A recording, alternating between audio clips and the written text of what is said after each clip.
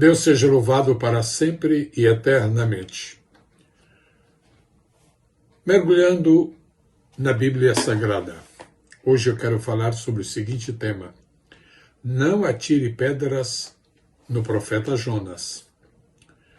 O profeta Jonas é identificado como um profeta e servo de Deus que viveu durante o reinado do rei Jeroboão II de Israel.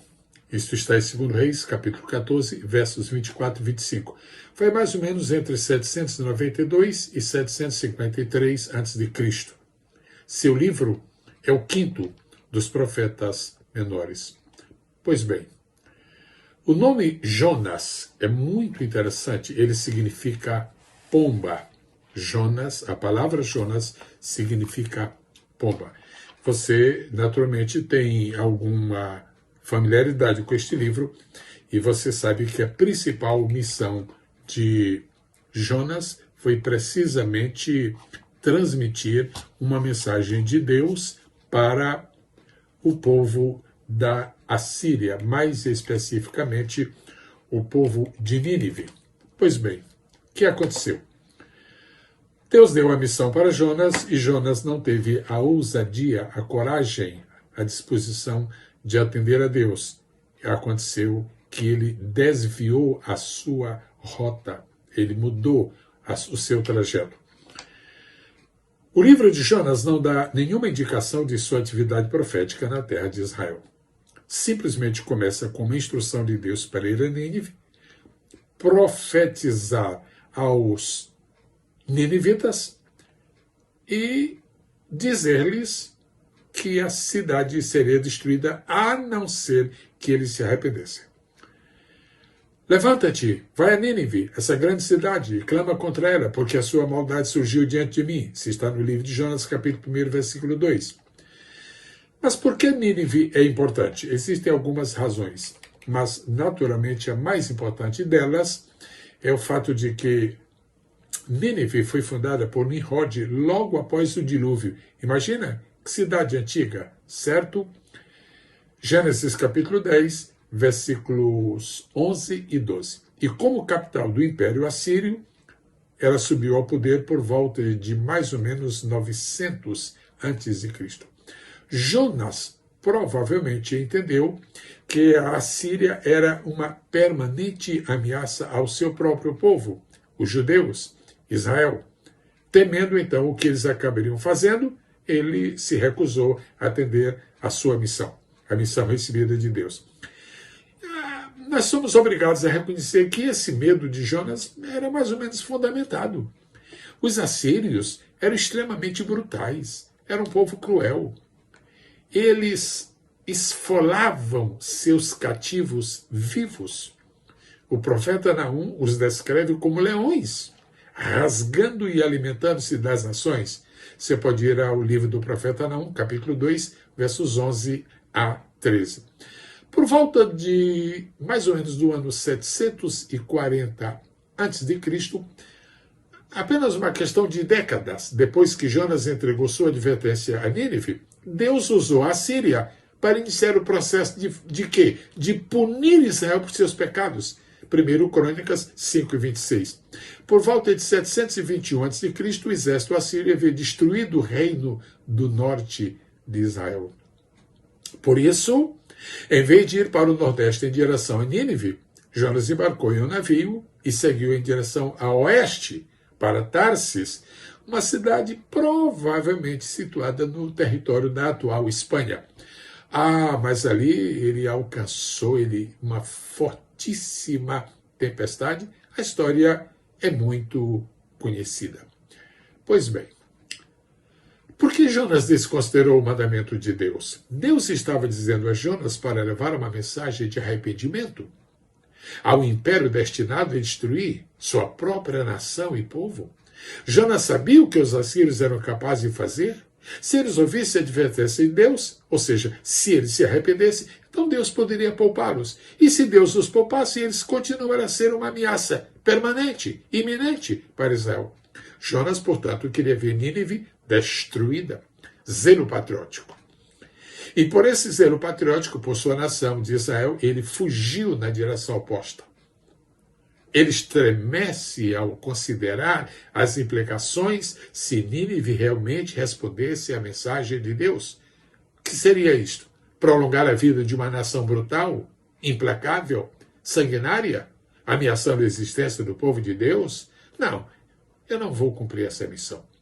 Quando Jonas fugiu da designação de Deus, a Bíblia diz que o Senhor havia preparado um grande peixe para engolir Jonas. E Jonas esteve no ventre do peixe por 3 dias e 3 noites. Livro do profeta Jonas, capítulo 1, versículo 17.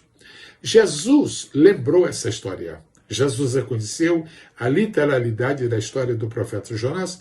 Jesus reconheceu que Jonas foi, na verdade, um personagem histórico real.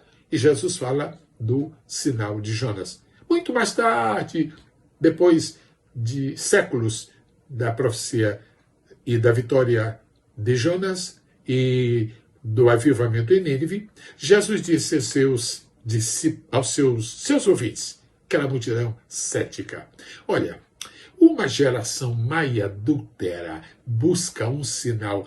Nenhum sinal lhe será dado, exceto o sinal do profeta Jonas. Porque assim como Jonas esteve 3 dias e 3 noites no ventre do grande peixe, assim o Filho do Homem estará 3 dias e 3 noites no coração da terra. Mateus, capítulo 12, versos 38 a 40. Pois bem, Jesus disse que este sinal seria a prova de sua identidade como Messias. Jesus passaria 3 dias e 3 noites no túmulo, que ele chama de coração da terra. Ao reconhecer o sinal de Jonas, Jesus estava reconhecendo a autenticidade do livro de Jonas. Ele até se referiu a si mesmo como: está aqui quem é maior do que Jonas, versículo 41. Uma comparação estranha a ser feita se Jonas nunca tivesse existido, se houvesse sido uma figura de ficção.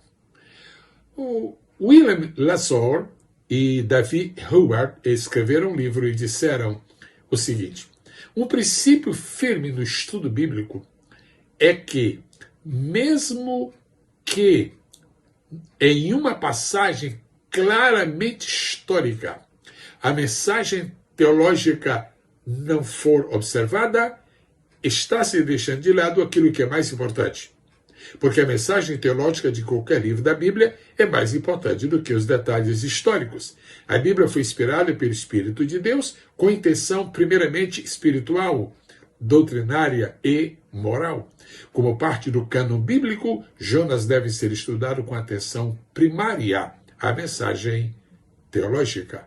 Isto está no livro Old Testament Survey, página 386.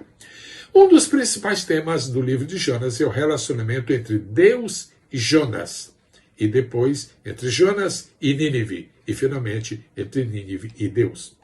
A extraordinária capacidade de Deus de perdoar o verdadeiro arrependimento também é fundamental para o nosso entendimento.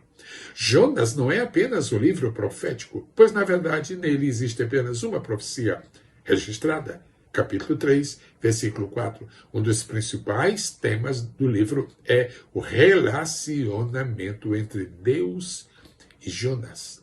Repito, a extraordinária capacidade de Deus perdoar.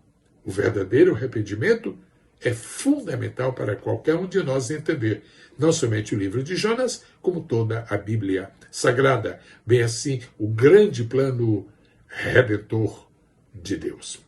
Quando uma tempestade atingiu o navio, os marinheiros finalmente perceberam que a tempestade havia sido enviada por causa de Jonas. A tribulação relutantemente teve que jogar Jonas ao mar e o mar se acalmou. Logo, Jonas se viu no ventre de um grande peixe. Que lugar terrível! Do ventre do peixe, Jonas clamou a Deus por libertação, por socorro, por salvação. Ele percebeu que, a menos que Deus interviesse, ele certamente morreria. Ele estava a um passo da morte. Então Deus providenciou para que Jonas fosse vomitado em terra firme, mais perto de Nínive. Existem semelhanças entre o tempo de Jonas do peixe e o sepultamento cristão do velho homem, através do batismo, seguido pelo mandamento de andar em novidade de vida, como recomenda o nosso querido irmão, o apóstolo Paulo. Pois bem, isso está em Romanos capítulo 6, verso 1 até o 6. A oração de Jonas do ventre do peixe é uma obra-prima de emoção sincera. É uma obra incomum, surpreendente, monumental, de como se procura a resposta de Deus quando se estende a mão a Ele em busca de misericórdia e de perdão. É uma oração que vale a pena ser cuidadosamente estudada. Deus deu a comissão a Jonas uma segunda vez. Ou seja, Jonas mereceu de Deus, recebeu de Deus uma segunda chance, uma segunda oportunidade. E desta vez, Jonas estava pronto para obedecer. Ele entrou na cidade e proclamou a mensagem aos habitantes. Inacreditavelmente, os ninivitas responderam positivamente e o rei proclamou um jejum, tanto para o homem quanto para os animais. Em resposta, Deus cedeu ao desastre. Deus cancelou o juízo sobre Nínive, que havia dito que traria sobre eles, e não fez. Capítulo 3, versículo 10. Por que Nínive acreditou em Jonas e se arrependeu? Naturalmente, o Espírito de Deus trabalhou de uma maneira muito especial, muito surpreendente, muito envolvente no coração do rei, no coração da população. Mas é possível também que as pessoas da cidade tenham se admirado profundamente, ficaram absolutamente surpreendidas com o fato de que aquele homem que estava pregando aquela mensagem havia sido vomitado de um peixe em terra firme. Esse incidente certamente chamou a atenção do povo e poderia explicar também sua disposição de ouvir a mensagem de advertência de Jonas. A mudança do coração por parte do povo de Nínive desagradou a Jonas. O tempo todo ele temia que Nínive atendesse ao aviso e se arrependesse. Capítulo 4, versículo 2. Deus, que não tem prazer em fazer o mal, que não tem prazer em produzir juízo, que não tem prazer em vingar-se, Deus, que não tem prazer na morte do ímpio, Deus poupou a cidade. E então a grande ameaça ao povo de Israel estaria outra vez presente. Esta era a grande preocupação de Jonas. Jonas sentou-se do lado de fora da cidade, esperando para ver se Deus mudaria de ideia e finalmente destruiria a cidade de qualquer maneira. Para ajudar a ensinar a Jonas uma lição de compaixão, Deus preparou uma planta para dar-lhe sombra do calor enquanto ele esperava. Versículos 5 a 8. Quando Deus tirou a planta no dia seguinte, Jonas mostrou-se ressentido, ficou com raiva de Deus. Mas Deus usou essa ira como um momento de disciplina e lhe deu uma grande lição. Tiveste piedade da planta pela qual não trabalhaste, nem a fizeste crescer, que surgiu numa noite e numa noite seguinte pereceu. E não deveria eu ter pena de Nínive, essa grande cidade, na qual estão mais de 120 mil pessoas que não conseguem discernir entre a mão direita e a esquerda e ainda muito gado? Versículos 10 e 11. Agora, qual foi realmente o futuro de Nínive? O povo da cidade de Nínive se arrependeu, mudou seus caminhos, mas a mudança não foi permanente. Deus poupou a cidade da destruição na época de Jonas, mas com o tempo o povo assírio voltou a ignorar as leis de Deus. Então Deus usou a nação da Síria como a vara de sua ira, Isaías 10 e 5, para levar a maior parte da nação de Israel para o cativeiro, como punição pelos próprios pecados de Israel. No entanto, quando os assírios falharam em reconhecer o papel de Deus em suas vitórias, Deus puniu fruto do coração arrogante do rei da Síria e a glória de sua aparência altiva. Isaías, capítulo 10, versículo 12. A cidade de Nínive acabou caindo nas mãos dos exércitos invasores dos babilônios e dos medos, por volta de 607 a.C. A conclusão a que quero chegar. Esta é a história de Jonas, esta é a história de Nínive, esta é a história da Síria. Por causa dos pecados cometidos no princípio dessa história por Jonas, muita gente lhe atira pedras. Ainda hoje lhe atira pedras. Meu conselho a você é este.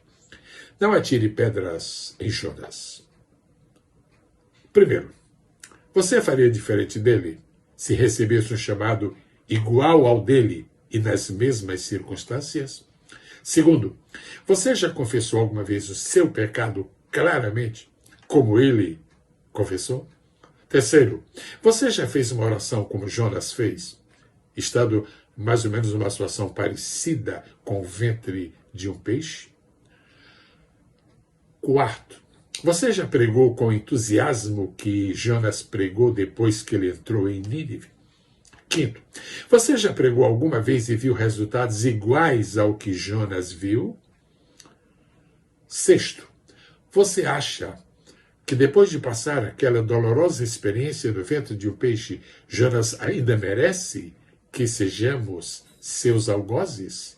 Que sejamos severos para com ele?